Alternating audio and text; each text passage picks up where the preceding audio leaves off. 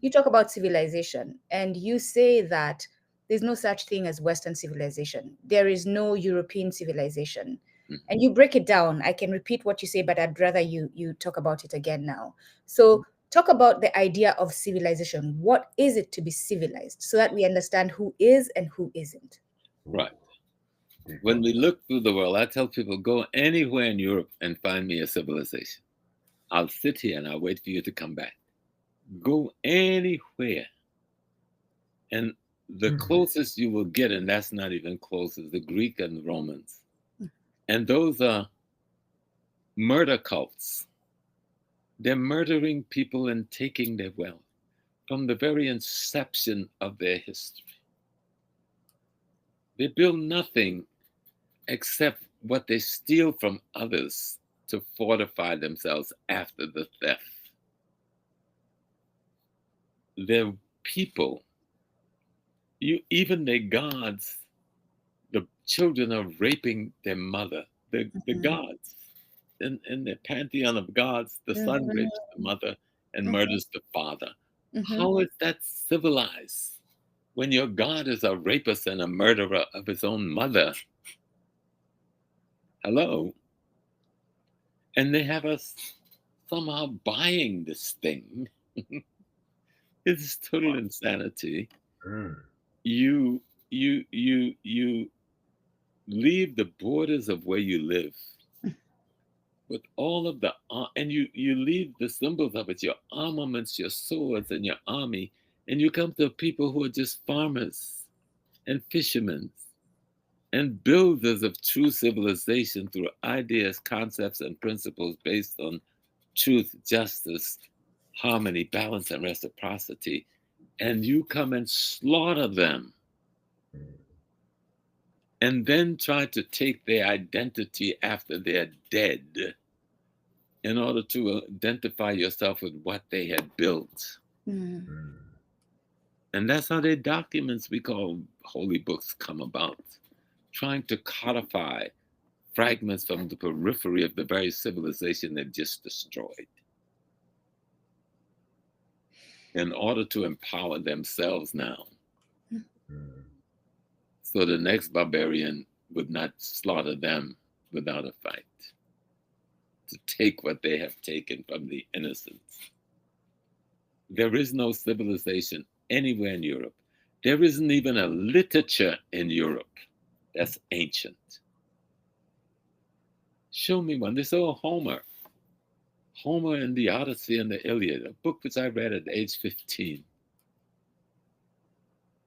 In his Odyssey and Iliad, he said all of the gods of Greece must travel to Ethiopia to renew themselves in every season.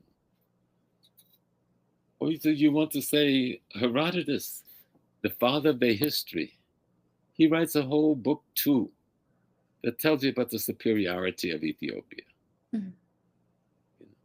And that even the oracles that started the modern religion for their time in Greece were two black women. He calls them blackbirds, two African priestesses that Mhm. taught them the oracle, that what became the oracles of Greece.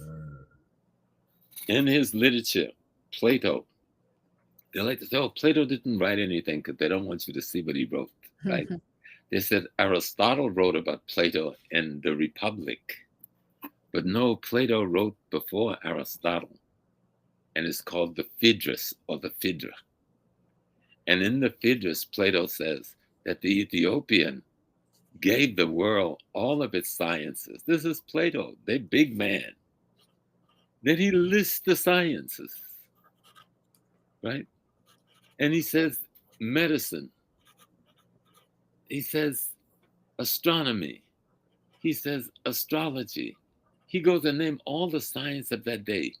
And then he said, but the greatest science of all that the Ethiopian gave to the world is the science of writing itself. Mm. This is Plato. This is their main man. Every single one of their great ones acknowledged Africa as the genesis of the only civilization they knew. They know all of this in Oxford. Yeah. They know this in Harvard and Princeton. So their greatest institutions are bastions of lies. Wow.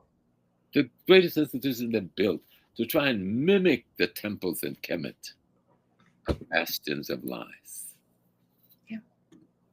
For the sake of robbing the Africans of the wealth in the ground, they tried to destroy the wealth in our very souls by taking away our identity and our sense of our own history, because it is your history that allows you to establish your identity and fact, right?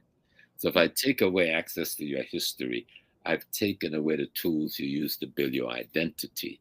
And if I take away the tools for you to build your identity, I've taken away your ways of developing your spirituality, your understanding of nature, cosmology, and ecology. And thus I can control your behavior to my end. And then I give you the documents that will seal that control, and they're called my holy books. The only thing holy about it is that I'm wholly in control of your mind now, and you no longer are. Mm. Mm. Mm.